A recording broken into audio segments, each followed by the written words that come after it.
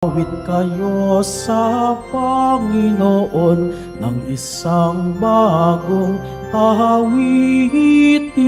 Magsiawit kayo sa Panginoon, buong sandaigdigan.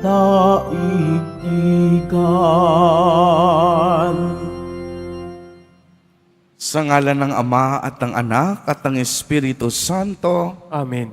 sumainyo ang Panginoon. At sumaiyo rin. Mga kapatid, muli tayo ay tinipon ng ating Nuestro Padre, Jesus Nazareno, bilang kaanib ng angka ng Diyos. Tinipon niya ang bawat isa sa atin, sapagkat mahal niya tayo. Kaya dumulog po tayo sa ating maawaing Panginoon na nagpapatawad ng lubos. Inaamin ko sa makapangyarihang Diyos. At sa inyo mga kapatid, nalubha akong nagkasala sa isip, sa salita, sa gawa, at sa aking pagkukulang. Kaya isinasamo ko sa mahal na Birheng Maria, sa lahat ng mga anghel at mga banal, at sa inyo mga kapatid, na ako'y ipanalangin sa Panginoong ating Diyos. Kaawaan tayo ng makapangyarihang Diyos. Patawarin tayo sa ating mga kasalanan at patnubayan tayo sa buhay na walang hanggan. Amen. Panginoon, kaawaan mo kami. Panginoon, kaawaan mo kami. Kristo, kaawaan mo kami. Kristo, kaawaan mo kami. Panginoon, kaawaan mo kami. Panginoon, kaawaan mo kami. Manalangin tayo.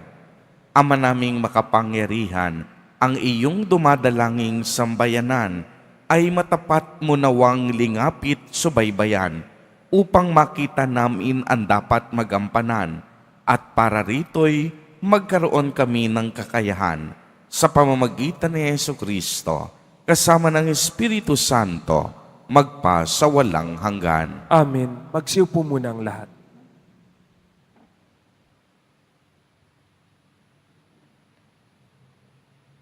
Ang simula ng sulat sa mga Hebreo. Noong una, nagsalita ang Diyos sa ating mga ninuno sa iba't ibang panahon at sa iba't ibang paraan sa pamamagitan ng mga propeta. Ngunit ngayon, siya ay nagsalita sa atin sa pamamagitan ng kanyang anak. Sa pamamagitan ng anak, ay nilikha ng Diyos ang sansinukob at siya ang itinalaga niya magmay-ari ng lahat ng bagay. Ang anak ang maningning na sinag ng Diyos sapagkat kung ano ang Diyos ay gayon din ang anak. Siya nag-iingat sa sansinukob sa pamamagitan ng kanyang makapangyarihang salita. Pagkatapos niya linisin tayo sa ating mga kasalanan, siya'y lumuklok sa kanan ng Diyos, ang makapangyarihan sa lahat. At kung paanong higit na dihamak ang pangalang ibinigay ng Diyos sa anak, gayon din siya'y higit na dihamak sa mga anghel. Sapagkat hindi kailanman sinabi ng Diyos sa sinumang anghel, "Ikaw ang aking anak, ako ang iyong ama." Hindi rin niya sinabi sa kanino man sa mga anghel, "Ako'y magiging kanyang ama at siya'y magiging anak ko." At nang susuguin na ng Diyos ang kanyang anak sa sanlibutan ay sinabi niya, dapat yan sambahin ng lahat ng anghel ng Diyos.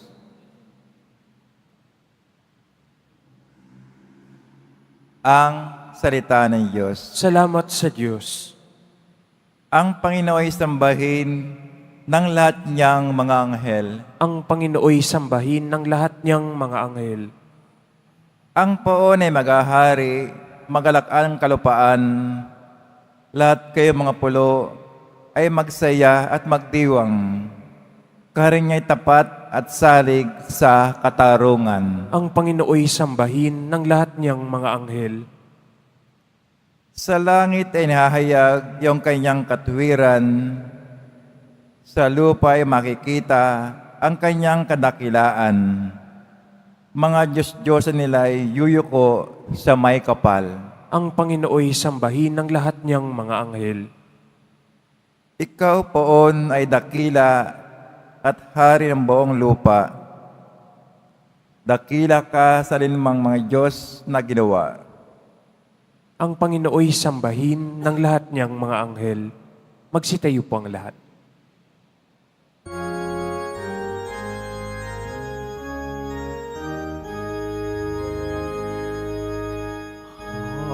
Hallelujah, Hallelujah, Hallelujah,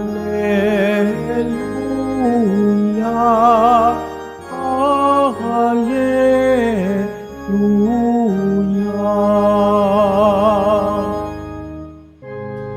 Ang Diyos ay maghahari na, talikdan ang tanang sala, manalig sa balita niya. Hallelujah, Hallelujah, Hallelujah, Hallelujah.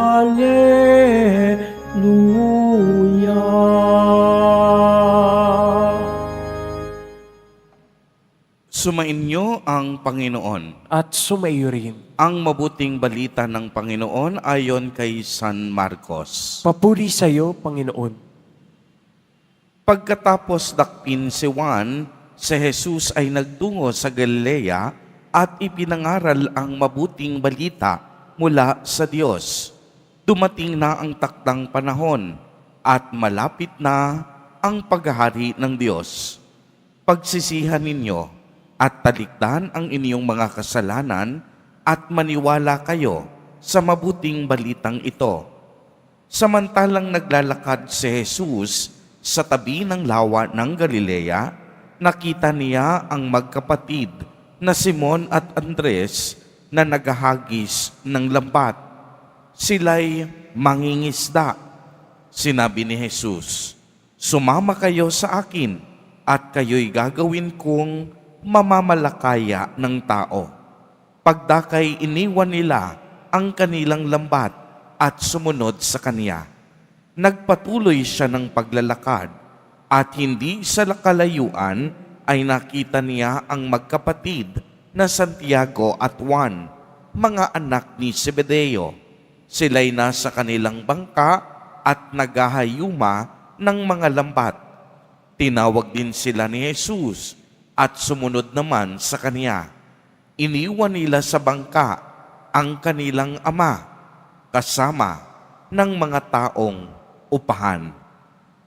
Ang mabuting balita ng Panginoon.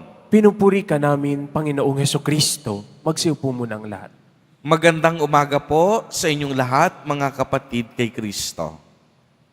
Sa lahat po ng ating mga taga-subaybay sa iba't ibang online platforms at sa lahat ng ating mga kadiboto sa iba't ibang panig ng Pilipinas at maging sa buong mundo kung saan tayo ay naaabot ngayon ng ating live streaming.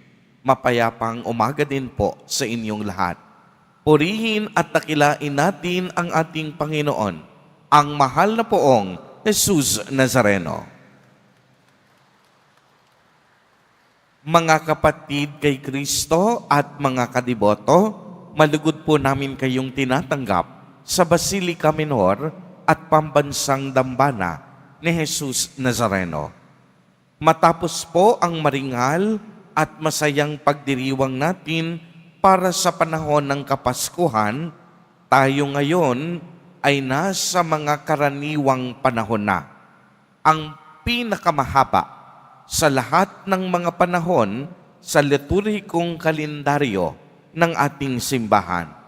Dito po, inaalala natin at binibigyang diin ang ordinaryong pamumuhay ni Jesus Nazareno, ang kaniyang mga aral at turo, ang pagpapagaling niya sa mga may sakit, ang paggawa niya ng mga kababalaghan, at ang panawagan niya upang tayong lahat ay magbalik loob sa Ama. Kaya nga ang ebanghelyo natin sa araw na ito ay patungkol sa pagtawag ni Jesus Nazareno sa kaniyang unang 4 na mga apostol. At ang 4 na ito ay sina Simon na kinalaunang tinawag na Pedro, Andres, Santiago at Juan na mga anak naman ni Zebedeo na mga kasosyo ni Simon. Sila pong 4 ay mga mangingisda sa lawa ng Galilea. Kung inyo pong mapapansin, simple lamang ang pinagmulan ng mga apostol. Hindi po sila mga hari, hindi sila mga prinsipe, o hindi sila mayayaman sa lipunan. Masasabi nating ordinaryong tao sila. Sila ay ordinaryong mamamayan na naghahanap buhay. Bagamat simple ang kanilang pinagmulan, pinili at tinawag sila ni Jesus. Ibig sabihin, hindi nagmula ang kusang paglilingkod sa kanila. Ang pagpili nagmula kay Jesus. Ang pagtawag nagmula sa Diyos. Ang pagsang-ayon ay ang pagtugon ng tao. Uulitin ko po sapagkat ito'y napakamahalaga. Ang pagtawag lagi, ang pagpili, nagsisimula sa Diyos.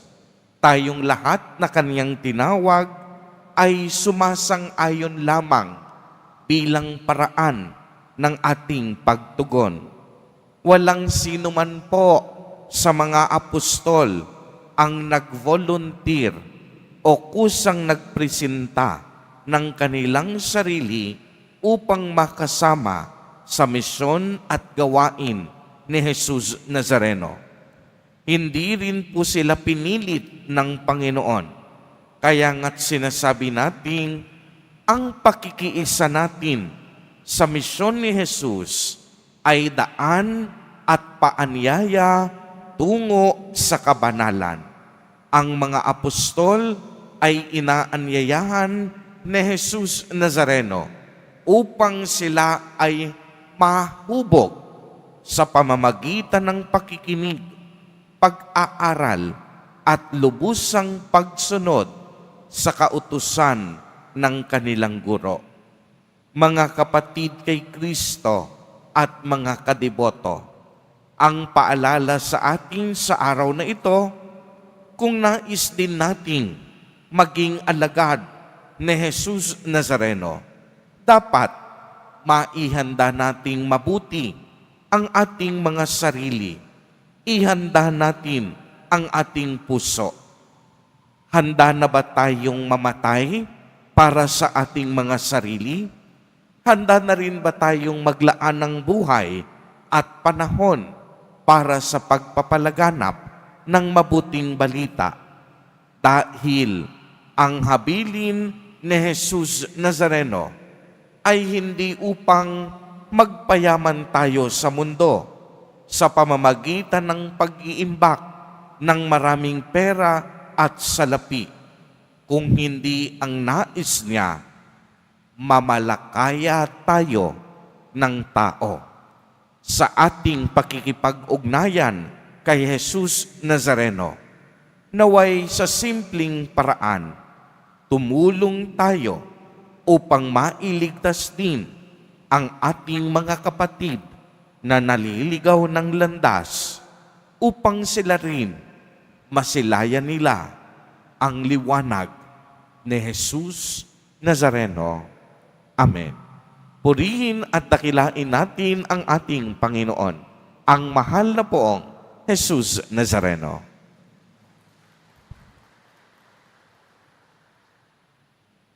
Magsitayo pang lahat.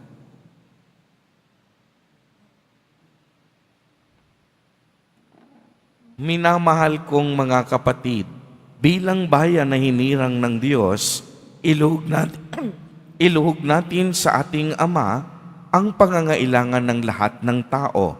Sa bawat panalangin ang ating itutugon, Amang humirang sa amin, pagpalain mo ang aming buhay. Amang humirang sa amin, pagpalain mo ang aming buhay. Ang mga apostol ng simbahan na tinawag ng Diyos upang mamalakayan ng mga tao, naway makaharap sa mga hamon ng pagbabago sa pamamagitan ng pagpapahayag ng Ebanghelyo. Manalangin tayo. Amang humirang sa amin, pagpalain mo ang aming buhay. Ang mga misyonero naway maging mga babisang tagapagpahayag ng Ebanghelyo sa pamamagitan ng pagsaksi sa kanilang buhay. Manalangin tayo. Amang humirang sa amin, pagpalain mo ang aming buhay. Ang mga hinirang ng Panginoon sa paglilingkod sa Kanya, naway bukas loob na makatugon sa Kanyang tawag. Manalangin tayo. Amang humirang sa amin, pagpalain mo ang aming buhay.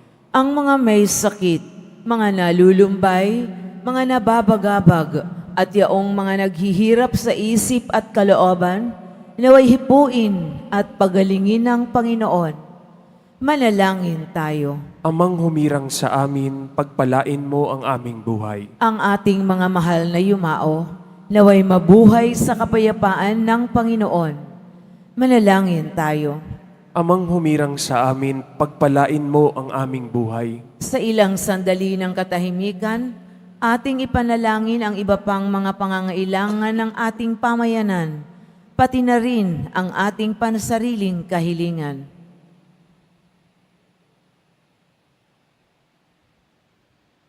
Manalangin tayo. Amang humirang sa amin, pagpalain mo ang aming buhay. Isama po natin sa ating mga panalangin ang mga kapatid at kadiboto natin na nagdiriwang ng kanilang kaarawan sa araw na ito. Ang mga mag-asawang nagdiriwang ng anibersaryo ng kanilang mga kasal, ang mga kaibigan at kamag-anak natin na may sakit at may malubhang karamdaman, gayon din ang mga pamilyang nagugutom at walang makain, naway ingatan, patnubayan at basbasan silang lagi ni Jesus Nazareno. Manalangin tayo. Amang humirang sa amin, pagpalain mo ang aming buhay. Panginoong Diyos, gawin mo kaming karapat-dapat na isakatuparan ang alinmang gawaing nais mong gawin namin sa pamamagitan ng lakas ng aming Panginoong Hesukristo. Amen. Magsiupo muna ang lahat.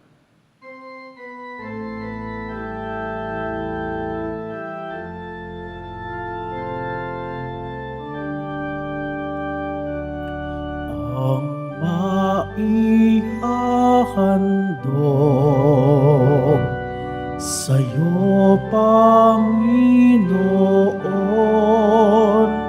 ang tinapay at alak mula sa aming kamay,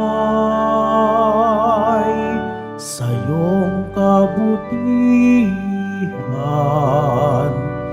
aming iaalay, ang tinapay at alak sa gisag ng aming buhay.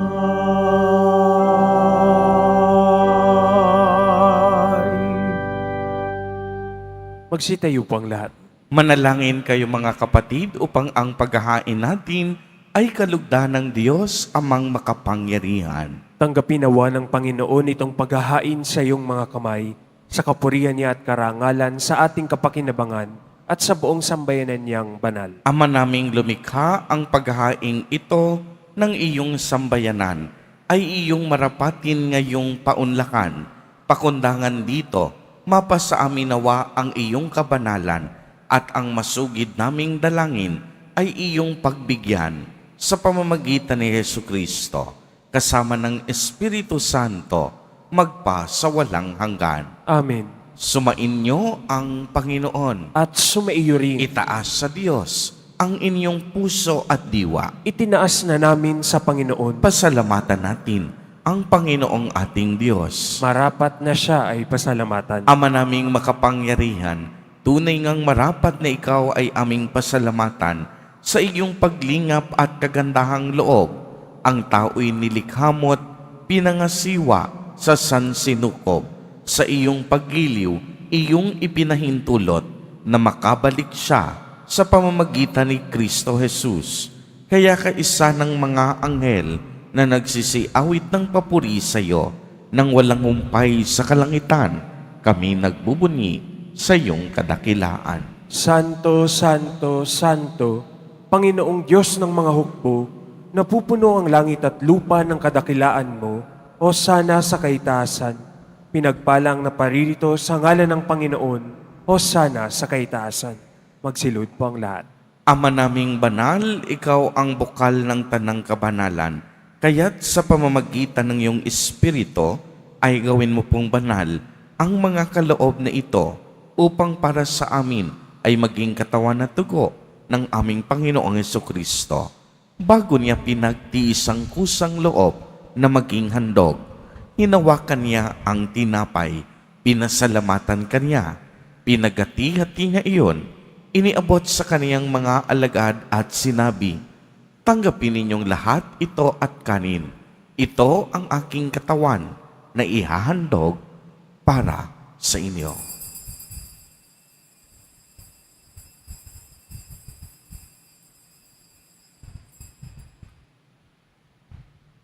Gayon din naman noong matapos ang hapunan, hinawakan niya ang kalis, muli kanyang pinasalamatan. Iniabot niya ang kalis sa kaniyang mga alagad at sinabi, "Tanggapin ninyong lahat ito at inumin. Ito ang kalis ng aking dugo, ng bago at walang hanggang tipan, ang aking dugo na ibubuhos para sa inyo at para sa lahat sa ikapagpapatawad ng mga kasalanan. Gawin ninyo ito sa pag-alaala sa akin."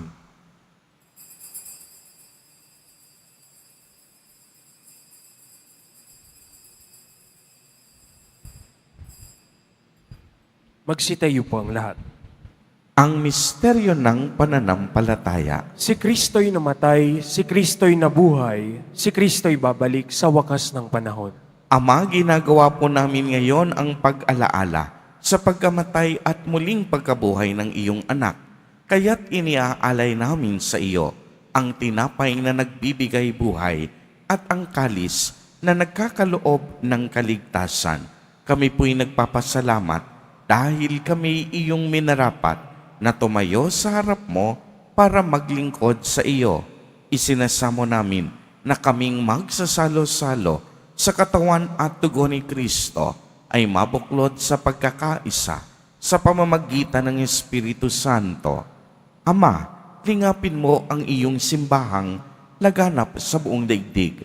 Puspusin mo kami sa pag-ibig kay isa ni Francisco na aming Santo Papa at ni Jose na aming Obispo at ng Tanang Kaparian. Alalahanin mo rin ang mga kapatid naming nahimlay nang may pag-asang sila'y muling mabubuhay, gayon din ang lahat ng mga pumanaw. Kaawaan mo po sila at patuloyin sa iyong kaliwanagan. Kaawaan mo't pagindapatin kaming lahat na makasalo sa iyong buhay na walang wakas, kay isa ng mahal na Birheng Maria na ina ng Diyos, ng kabiyak ng puso niyang si San Jose, kay isa ng mga apostol at ng lahat ng mga banal na namuhay dito sa daigdig ng kalugod-lugod sa iyo, maipagdiwang nawa namin ang pagpupuri sa ikararangal mo sa pamamagitan ng iyong anak na aming Panginoong Hesukristo. Sa pamamagitan ni Kristo, kasama niya at sa Kaniya, ang lahat ng parangal at papuri ay sa iyo, Diyos amang makapangyarihan, kasama ng Espiritu Santo, magpa sa walang hanggan. Amen. Sa tagubilin ng mga nakagagaling na utos, at turo ni Jesus na Panginoon natin at Diyos, ipahayag po natin ng lakas loob. Ama namin, sumasalangit ka. Sambahin ang ngalan mo, mapasa amin ang kaharian mo, sundin ang loob mo dito sa lupa para ng sa langit. Bigyan mo kami ngayon ng aming kakanin sa araw-araw at patawarin mo kami sa aming mga sala para ng pagpapatawad namin sa nagkakasala sa amin at huwag mo kaming ipahintulot sa tukso at iadya mo kami sa lahat ng masama. Hiniling po namin na kami iadya sa lahat ng masama. Pagkalooban ng kapayapaan araw-araw, iligtas sa kasalanan at ilayo sa lahat ng kapahamakan. Samantalang aming pinananabikan ang dakilang araw ng pagpapahayag ng tagapagligtas naming si Jesucristo. Sapagkat iyo ang kaharian at ang kapangyarihan at ang kapurihan magpakailanman. Amen. Panginoong Jesucristo, sinabi mo sa iyong mga apostol, kapayapaan ang iniiwan ko sa inyo, ang aking kapayapaan ang ibinibigay ko sa inyo. Tungayan mo ang aming pananampalataya at huwag ang aming mga pagkakasala. Pagkalooban mo kami ng kapayapaan at pagkakaisa ayon sa iyong kalooban, kasama ng Espiritu Santo, magpa sa walang hanggan. Amen. Ang kapayapaan ng Panginoon ay laging sumainyo. At sumaiyo rin. Magbigayan po tayo ng kapayapaan sa isa't isa. Kordero ng Diyos na nag-aalis ng mga kasalanan ng sanlibutan, maawa ka sa amin. Kordero ng Diyos na nag-aalis ng mga kasalanan ng sanlibutan, maawa ka sa amin. Kordero ng Diyos na nag-aalis ng mga kasalanan ng sanlibutan, ipagkaloob mo sa amin ang kapayapaan. Magsilod po ang lahat. Ito ang kordero ng Diyos. Ito ang nag-aalis ng mga kasalanan ng sanlibutan. Mapalad ang inaanyayahan sa kaniyang piging. Panginoon, hindi ako karapat-dapat na magpatuloy sa iyo, ngunit sa isang salita mo lamang ay gagaling na ako.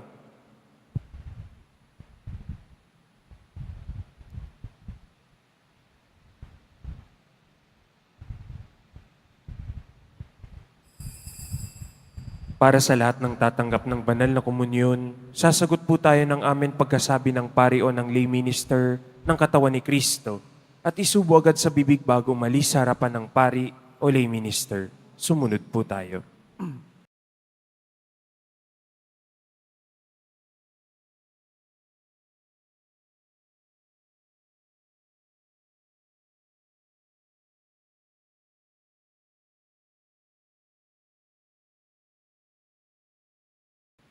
Manalangin tayo. Ama naming mapagmahal, hinihiling namin kami pagbigyan, pakundangan sa iyong dulot na pakikinabang.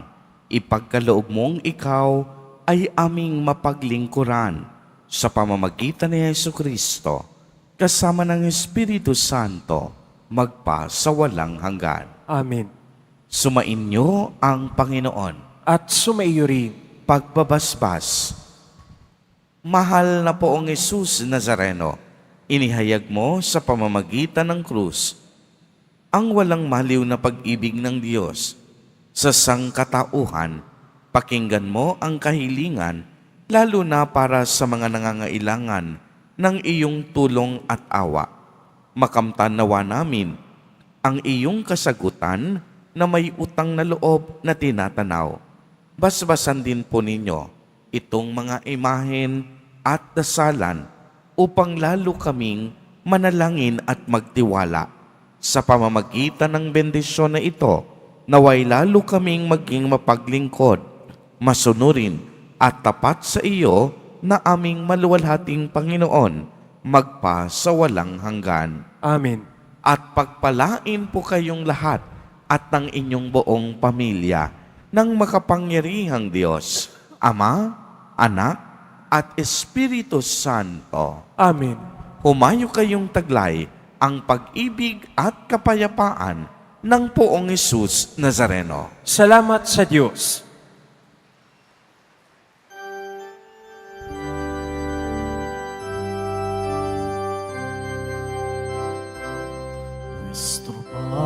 Padre Jesus Nazareno, sinasamba ka namin. Pinipintuho ka namin, aral mo ang aming buhay at kaligtasan. Nuestro Padre Jesus Nazareno, iligtas mo kami sa kasalanan. Ang krus mong kinamatayan ay sagisag ng aming kaligtasan. Nuestro Padre Jesus Nazareno, dinarangal ka namin. Nuestro Padre Jesus Nazareno, niluluwalhati ka namin.